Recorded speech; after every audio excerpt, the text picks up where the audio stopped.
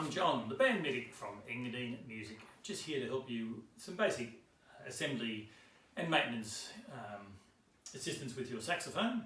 It doesn't matter whether it's an alto or a tenor, effectively they're going to be the same to deal with. Things you're going to need are a swab or a cleaning item. Swabs that you drop through the instrument are a really good idea.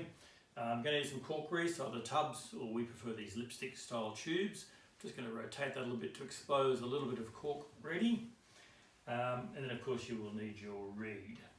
Okay, so first I'm going to do, I'm going to take the gooseneck section. I'm going to apply a bit of cork grease to the cork at the end, because that needs to be kept slippery at all times. So I'm just going to rub my finger around that, make sure that that's kept nice and clean and slippery, and then I can use my cloth just to wipe my finger with it. The mouthpiece that I'm going to use needs to be able to twist on there gently and just be there firmly. It doesn't need to be pushed all the way up.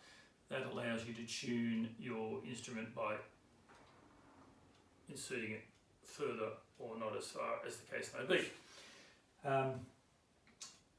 When we are putting our reed on, very important with our reed that we get it on the flat side and it comes up until it just crowns over the top, so we can just see it peeking over the top of the mouthpiece. Ligature of course has to go over carefully because that's a very fragile thin end, and we only need to do it tight enough just to hold it in position. In fact, the top screw we just do a little bit lighter, just enough to stop it from sliding side to side. Too tight and it'll choke your sound. Okay, that can go down for the moment. Then we pull up the sax. If you have an end plug in it, loosen that and take that out. Some end plugs are connected to a swab, in which case that can just sit in the case for the moment. We line the gooseneck tenon up there, just make sure that's loose enough so that it can slide in. Very importantly, we don't grab that from the top, that we actually hold the instrument from underneath and twist it gently into position. That's important because if we put pressure on that, that'll tend to bend that rod. And we line that up to the position like some players like to play in front like that. If you like to play out the side like that, you need to adjust that position like that. In this particular case, I'm going to just hook my strap up like that and play it forwards. That's good. Very important when we're resting that this pad should be sitting on that little pip that's there, and when we activate the key to operate, there should be just a little gap there before it activates, so that lifts up. We don't want that to be sitting above that pip like that, otherwise it'll all tend to play up an octave.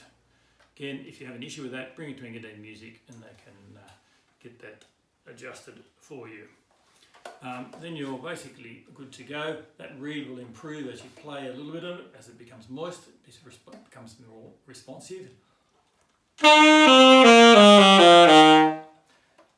Okay, so that's basically to assembling it. When we disassemble it, obviously we're going to gently undo the gooseneck, same thing, holding it from underneath, gradually twist it off. I'm going to insert my end cap. In this case it has the swab inside it. This pad saver, as they call them, has the benefit that that expands out and brushes the pads on the way in and the way out, effectively giving them a wipe. I'm going to show you another means for doing that in a moment. Again, gently untwist the mouthpiece. Very important with the reed that we give it a wipe with a clean cloth, or preferably a paper towel. Always wipe towards the thin end so we dry that, otherwise it will become mouldy after a while, and then it needs to go back into its reed holder to avoid any future damage. That can then go inside the case. Mouthpiece, again, check it. There's usually a lot of moisture in there, so it's really well worth either washing it through the water and then wiping it, or at least wiping it with a paper towel or cloth to dry that out. Ligature can sit over the top while it sits in the case. Again, make sure it goes into the right compartments. Same for the gooseneck. You can retract that bit of cork grease we had before. That can go back in the case. Now, the swab. basically looks like that, with some material at the end. This has got a brush inside it that helps expand it, and that's also a very good way of cleaning your instrument.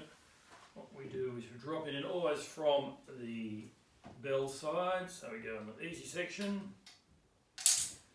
drop that down, think about where that weight's going to travel. With a bit of luck it'll pop out the bottom, and then we simply pull it through, and you can do that 2 or 3 times, and that'll ensure the inside of the instrument is kept dry as well.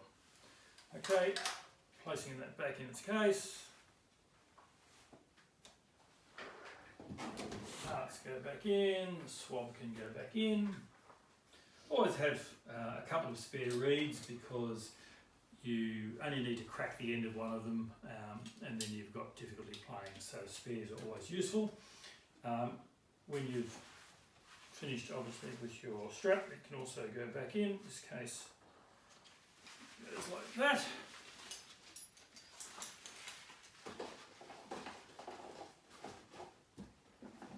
Closing the case so it's secure, and then you're good to go. Okay, see you next time.